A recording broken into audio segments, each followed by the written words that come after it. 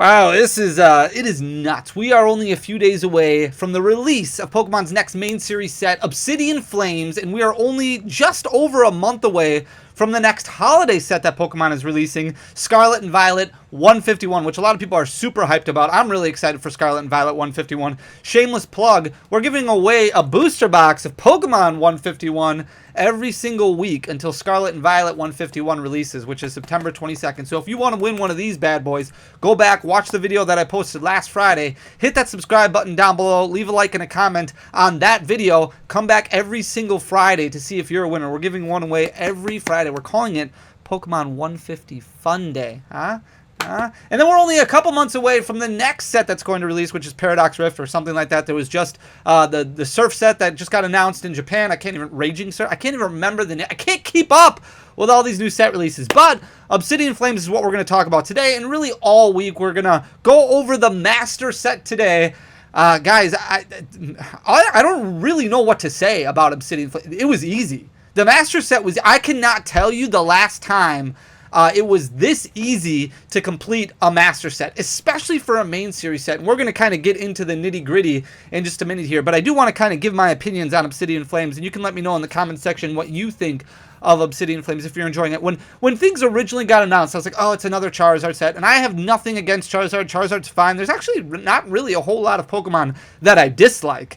Maybe Bruxish. It's kind of weird. But I honestly, like, Charizard is fine. I'm just not a crazy hype boy when it comes to Charizard. Charizard's fine. I just think it's overprinted. I think it's overproduced. But I understand the necessity behind making sure that collectors have sets and that the most popular Pokemon is printed the most. But when I looked at the set list, I was like, oh boy, there's not a whole lot. It just feels rushed. It feels a bit sloppy. There's a lot of cool illustration rare cards that I'm super excited about. The whole Pidgeotto, Pidgeot line, those story cards, that's my chase. Like, I love those artworks. I really like the Cleffa. I love the Ninetales. The Houndour is great. The Larvitar is great. Even the Bellibolt. A lot of the illustration rares look really, really good. But from a competitive standpoint, not a whole lot. And that might change over time, right? That might change over time. There might be some cards that aren't really playable right now that become playable down the road, and maybe Obsidian Flames will have that playability down the road. But this feels like Darkness Ablaze in the fact that it's just Charizard, and outside of that,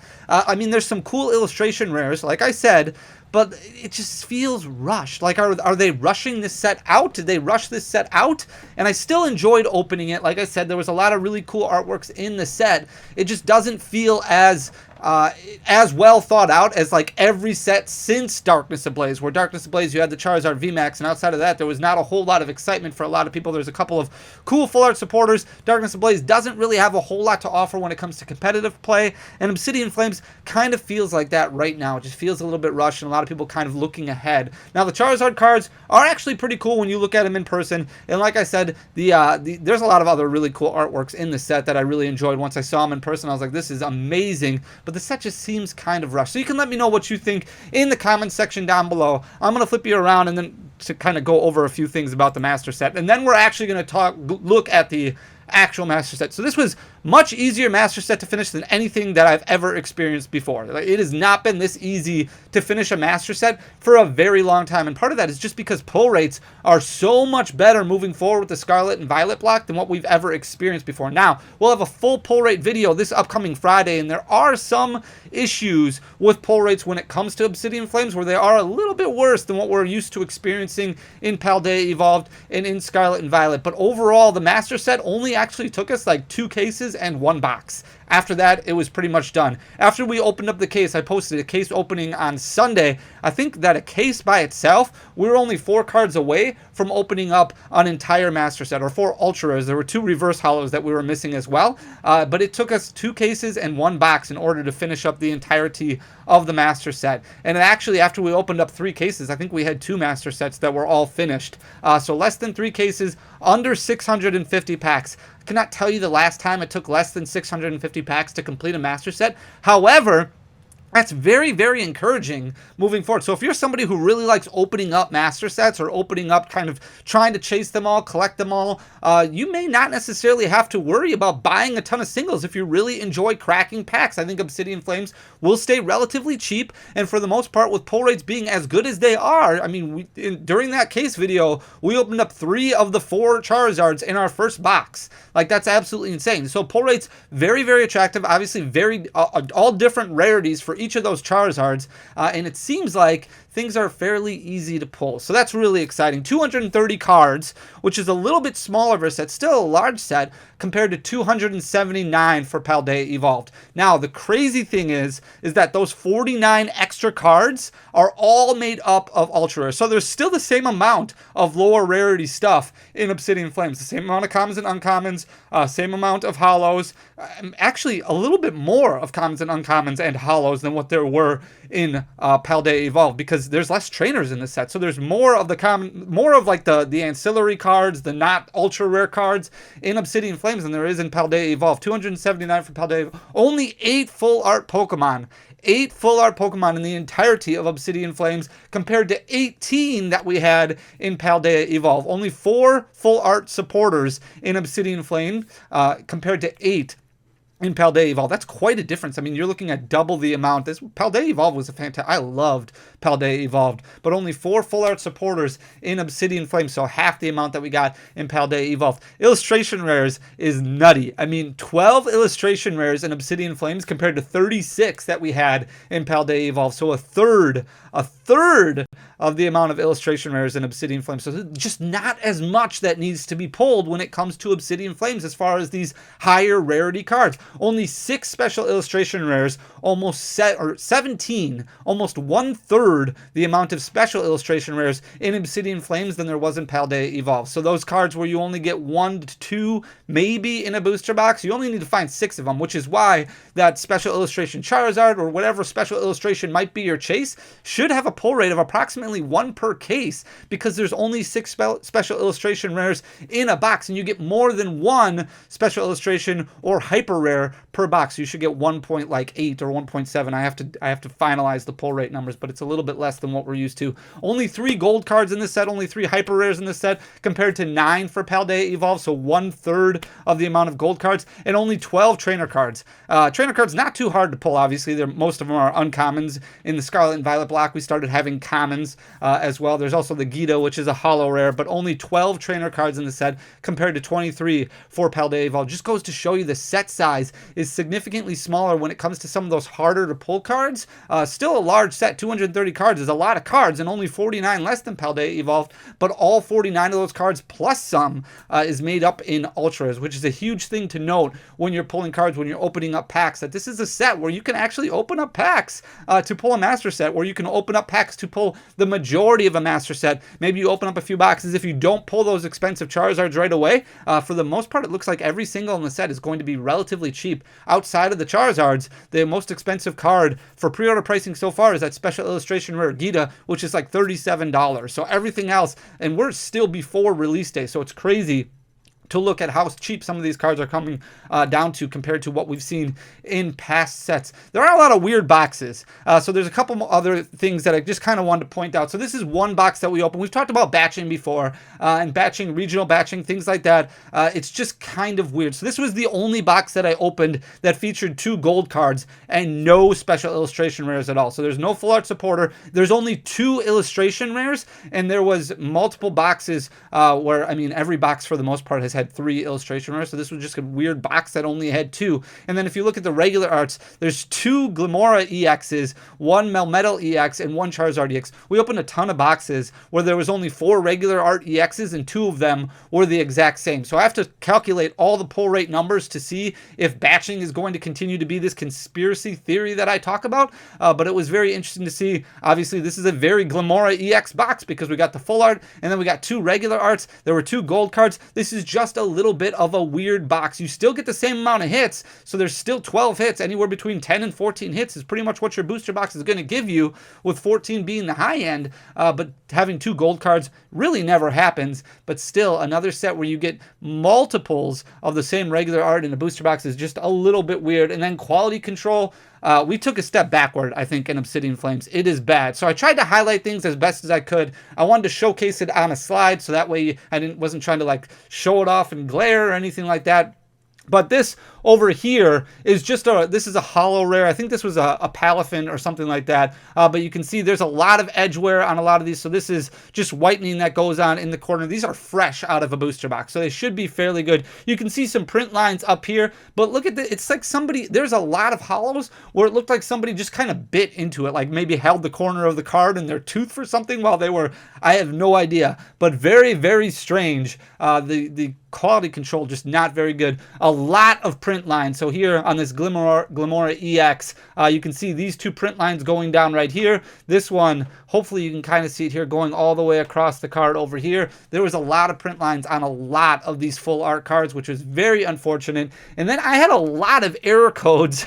For some reason, a lot of code cards where there just was nothing. Nothing at all. And there were, this is 4 of them. There was probably about 20, 25 of them in total where there were just code cards that had no code on them at all, which is a little bit weird. And obviously that's happened before. Obviously you've had blank cards that were printed before. Those are a little bit difficult to find, but these code cards that just have nothing on them, which is just kind of weird. And then miscut cards, very, very consistently. I had one booster box where every single energy was miscut like this. So I just pulled 6 of them out, but you can see how bad these were cut, and they were upside down in the pack. This just goes to show you that it's very, very weird when you open up Pokemon product right now. If there's a booster box that you open up that doesn't have some kind of flaw with it, where you might get multiple reverse hollows, or you might get an upside down card. Unfortunately, these were, straight from distributor, straight from manufacturer, and it was opened up, and these are just very, very off center, as you can see here. So it's just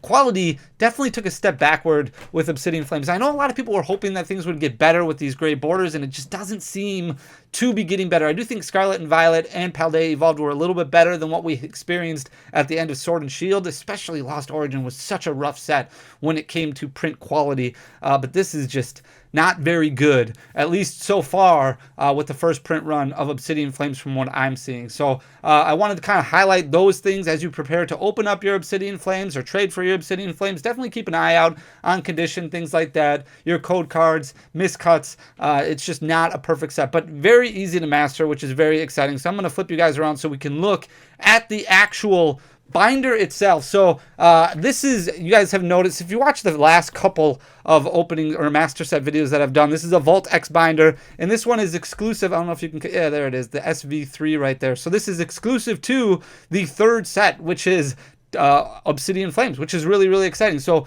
it's pretty cool that the Vault X company does these kind of customized embroidered binders right here with that SV3. So they have one, I think they have one for Scarlet and Violet 1, and they have one for Scarlet and Violet 2. Somebody can correct me if I'm wrong in the comment section down below if they have more than that. But really unique product. I really like the quality of Vault X. So I started using Vault X binders, if you remember, in the last couple videos, really with Scarlet and Violet. Ultra Pro was really what I used before, but the quality was kind of slipping, kind of seemed to be slipping a little bit. Not all their binders worked well for master sets. I do really like the color schemes that Vault X kind of ties in with the set release. So I think this is the binder that I'm going to be using moving forward as far as like rebindering all of my master sets and things like that. I just really like the fact that everything lays out in the binder. It all fits, which is really exciting. And then the fact that it has this little gimmick as far as the embroidery goes is really cool. There's nothing really worth noting as far as the master set goes on a lot of pages here because there are so few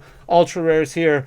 So a lot of the grass type Pokemon, not a whole lot of ultra rares. You can see the Decidueye EX right there. That's kind of the first one that we run into before we get to the Toedscruel EX over here. Other than that, I always line up the regular art card next to the reverse holo card. But for the most part in this set, which is really nice, unlike Paldea Evolved, there's not a whole lot of duplicates with different artwork as far as Pokemon goes. There's a lot of, there's a couple Capsikids, there's a few Lechonks, there's a couple of, I think, Tadbulb. I think that's pretty much it. Other than that, it's pretty much just unique Pokemon. There's the Victini EX over there. We've got my boy Chandelure down over there. Look at how cool that Chandelure artwork is. Oh, I love Chandelure. Chandelure is such a good Pokemon. Absolutely love it. Not a whole lot on this page either. I have to re-sleeve. Unfortunately, there was a huge issue with shipping for this set, so I haven't gotten any ETBs in yet or any ancillary products, and I've only gotten about half of the booster boxes that we ordered in, so we haven't been able to get any of the sleeves. Usually I like to sleeve up my master sets in the ETB sleeves that come with the set, so that way it all kind of ties everything together. Here's a Palafin down here. So this is the holo rare right here. You can see my thumb right there.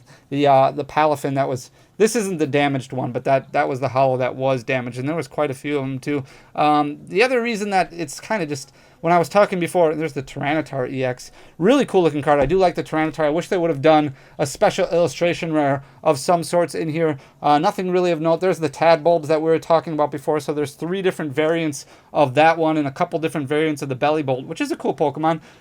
When I was talking before about the sloppiness or rush to the set, the rushness of the set, the fact that we have another Miraidon and another Koraidon already, even though they have different attacks, and I know that they're the flagship Pokemon for Scarlet and Violet. I get that, but it just seems a little bit early to already have a reprinted Pokemon. I feel like they could have added something else, and even if it wasn't a new Pokemon, they could have added something, maybe an older popular Pokemon of some sorts, but the fact that we're only 3 sets in and now we already have 2 different variants of Miraidon and Koraidon EX just seems a little bit much to me, but you can let me know what you think in the comment section down below. Nothing really of note on this page, just a bunch of commons, uncommons, and a couple holo rares. There's not a whole lot of holo rares in the set. There's a Houndstone EX right down there, which is pretty cool.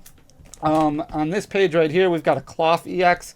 Outside of that, really just not a whole lot of regular art EXs in the set. Ultra rares are just way down in this set. So here's the Glimmora EX and the Koraidon EX that we were just talking about, and then right next to it is the Charizard EX. We didn't pull a ton of regular Charizard EXs, but it'll be interesting once I calculate the pull rates. I love this Absol EX with the claw that kind of comes out. It's almost like 3D imaging on the card. And then we move into the metal Pokemon over here.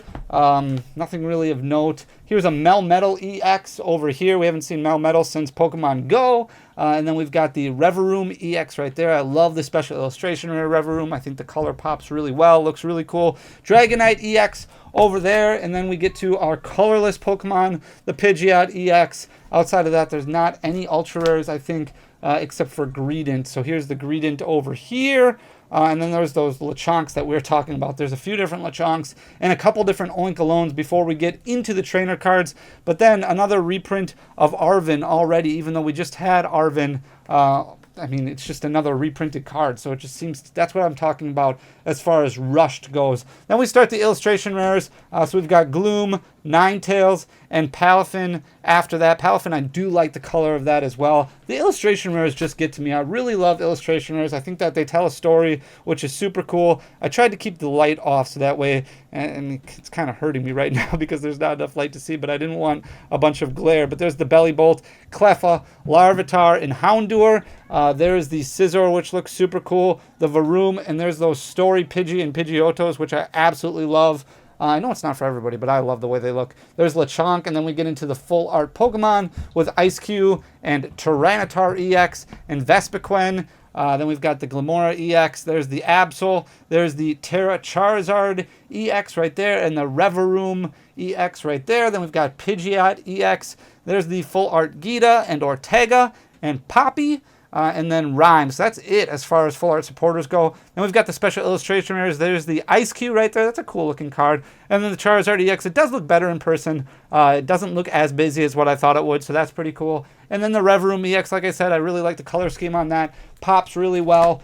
Big fan of that. And then the Pidgeot EX, which is probably my favorite card in the set. I just love the way it looks. I love the whole storyline. I just think it's fantastic. Then we've got the Gita special illustration rare, the Poppy special illustration rare, and then only 3 gold cards in the set. So you've got the Charizard EX right there, the Artisan gold stadium card right there, and then the basic Fire Energy, the secret rare Fire Energy right there. And that's it. That was all that it took. That was the master set right there. So it wasn't too difficult when it came to finishing up that master set. Like I said, only 2 cases and 1 box, which is really good. We do have a full breakdown of booster packs for pull rates. It was over 2,000 packs, so I'll post that on Friday, so make sure you come back for that and then see if you won the Pokemon 151 booster box. Like I said, we're giving those away every single Friday. But let me know what you think of Obsidian Flames. I think it's a good set as a filler set, I guess, because it was easier to master. So the fact that 3 sets are kind of rushed together over the next few months makes it definitely more enjoyable. But I think Pokemon's really going to have to hit a home run with the next main series set, which I think is Paradox. I think they're kind of... Scarlet and Violet 151 is going to bring a lot of people back. It's going to make a lot of people excited. So then what they do with the holiday set, that's really going to determine... Or the main series holiday set, I should say. That kind of is confusing. But the November release set, that's going to determine whether or not people stay. So it'll be really interesting to see what happens with that. If you guys like the content, please hit that subscribe button down below. Leave a like, leave a comment. It goes a long way for the algorithm. Most importantly, just thank you for taking the time to listen to me ramble. Just love talking Pokemon with you guys. So I really appreciate you being here. I'm going to stop talking now. I will talk to you guys again tomorrow. Thanks for everything. I'll see you soon. Until then, peace.